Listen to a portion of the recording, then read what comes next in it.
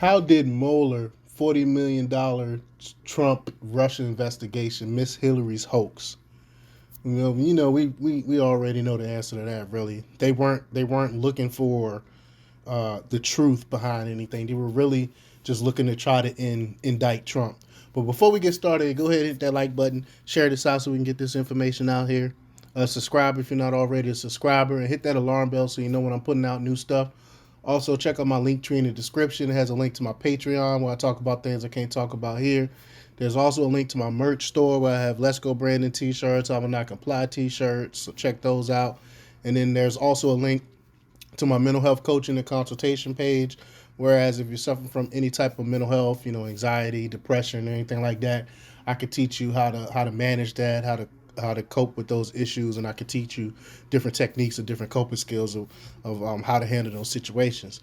All right, so let's talk about the news. One of the public revelations created by the trial of Clinton lawyer Michael Sussman is that Hillary Clinton's campaign, Hillary Clinton's lawyers, and Hillary Clinton's contracted opposition research firm, Fusion GPS, manufactured the Trump-Russia collusion hoax. How did Robert Mueller not find this? And again, they didn't want to find it. But the Clinton hoax is the key takeaway within the testimony of Clinton campaign manager Robbie Mook during the Sussman trial. Of course, every intellectually honest person who watched events unfold already knew that. And I've done tons of reports on it back even on my old channel. However, the DC politicians, institutions of the DOJ and FBI, and the entire corporate media world have been pretending not to know the truth for almost 6 years. Now they are pretending in a pretending pickle. Mr. Mook was legally forced to put the truth into the official record, ironically, because the Clinton lawyers needed him in order to save themselves. A stunned Jonathan Turley writes about the revelation, and I'll put a link to that in the description. Meanwhile, the journalist who received Pulitzer Prizes for pushing the manufactured Clinton lies that Mook now admits must avoid any mention of the testimony in order to maintain their pretend not to know things position. Special prosecutor John Durham found the truth behind the creation of the Trump-Russia hoax, and through the trial of Sussman is now diligently passing out of the bitter pill, I told you so's, to a small group of rebellious reporters who found this exact trail of evidence years ago. And again, I've done reports on this years ago on how this whole thing was fake. The Clinton campaign lying is politics. The Clinton campaign selling lies to the media is slimy, but nonetheless, it's politics. The media pushing those lies only showcase how corrupt they are in supporting their political allies.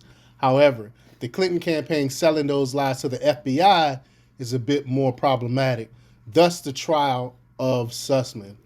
Having said all that, while also accepting this grand game of pretense, there's an 800-pound gorilla in the room that no one seems to be bothered by. The question is, of course, infuriatingly rhetorical.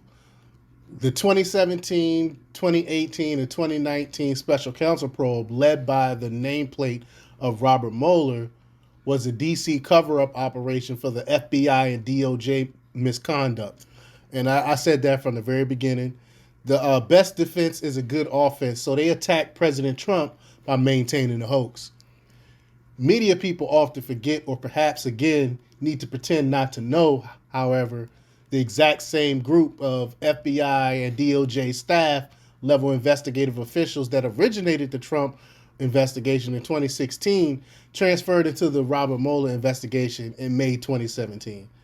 It was the same people doing the same investigation under a different title. I gotta admit, they're good, somewhat. But if you follow the bread trails that they were leaving behind, it wasn't hard to come to these conclusions that, again, I came to years ago. But the Mueller team originally consisted of the same FBI officials who received the Alfa-Bank hoax material from Michael Sussman. Andrew Wiseman and a group of 19 lawyers joined the effort and pulled in more resources. Yet, if we are to believe the current narrative, you would have to believe those same investigators never talked to any Clinton campaign people or Fusion GPS or Rodney Joffrey or Mark Elias or Michael Sussman. But wait, I mean, they did talk to Sussman because that's what this trial is about. So how didn't they come to the same conclusion? That's the question. Most of the press will ignore this news, but the Russia Trump narrative of Miss Clinton's sanction did enormous harm to the country. The Wall Street Journal editorial board wrote, quote, it disgraced the FBI, humiliated the press, and sent the country on a 3-year investigation to nowhere. Vladimir Putin never came close to doing as much disinformation damage. And I totally agree with that. They play right into Russian hands by making this whole thing up and then trying to blame the whole thing on Russia. But they're the ones creating this disinformation. It's a vicious circle. It shows what our government really is there to do, which is cover their own butts and come after regular citizens. But let me know what you think. Leave your comments down below. Like, share, and subscribe. And check out themarketpublics.com for the latest news. Until next time, peace.